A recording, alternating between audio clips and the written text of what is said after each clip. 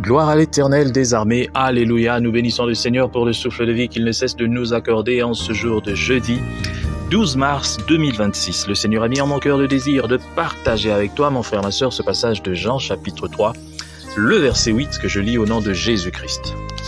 Le vent souffle où il veut, et tu en entends le son, mais tu ne sais pas d'où il vient ni où il va. Il en est ainsi de quiconque est né de l'Esprit. Alléluia. Le trajet du vent est mystérieux, n'est-ce pas? On peut l'entendre particulièrement lorsqu'il passe dans le feuillage des arbres. On peut s'apercevoir avec le mouvement des objets qui volent ça et là, des sachets, du papier. Mais le trajet précis reste mystérieux.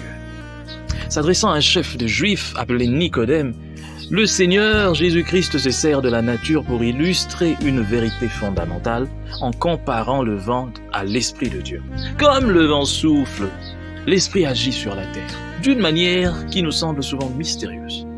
Personne ne peut le contrôler. Il agit selon la volonté de Dieu, où il veut et comme il veut. Son travail est de faire connaître le Seigneur Jésus-Christ à tous ceux qui le recherchent. C'est lui qui produit la nouvelle naissance dont parle le Seigneur Jésus-Christ dans ce texte de Jean 3. Il vous faut être né de nouveau, au verset 7.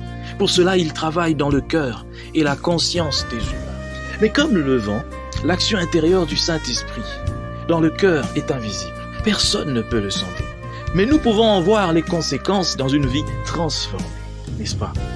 Tel que nous voyons les feuilles bouger, tel que nous voyons du papier, le sachet s'envoler, être conduit de part et d'autre. C'est pareil aussi avec la vie d'un enfant de Dieu. La transformation, nous ne voyons cela que lorsqu'elle est déjà réelle. Ainsi, quelqu'un ne peut pas dire qu'il possède le Saint-Esprit lorsque nous ne voyons pas le fruit. Lorsque nous ne voyons pas, c'est que ça produit. Il faut que nous voyions ce que ça produit tout justement. Alors désormais, cet esprit qui a amené cette personne à accepter le sacrifice de Jésus-Christ sur la croix et à le connaître comme son sauveur, habite en lui. Il lui permet de montrer concrètement ce que la Bible appelle le fruit de l'esprit. Tu ne peux pas être un chrétien si tu ne développes pas le fruit de l'esprit. Est-ce qu'on trouve le fruit de l'esprit en toi avec toutes ses facettes, avec toute sa splendeur, avec tous ses goûts, la bonté, la bénignité, la maîtrise de soi et toutes ces choses? C'est ce qui prouve qu'il y a le Saint-Esprit en toi. Lorsque vous n'avez pas le Saint-Esprit en vous, vous ne développez pas le fruit de l'Esprit. Mais au contraire, vous développez ce qui est contraire au fruit de l'Esprit. Ça veut dire ce qui est charnel. Et nous pouvons voir dans Galates 5 toutes ces choses aussi charnelles.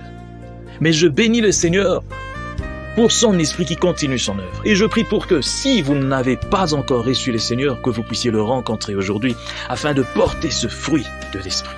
Que Dieu bénisse sa parole, qu'il bénisse tous qui m'ont suivi, que cette parole atteigne les extrémités de la terre, dans le nom puissant du Seigneur Jésus-Christ. Amen. Bonne journée à tous.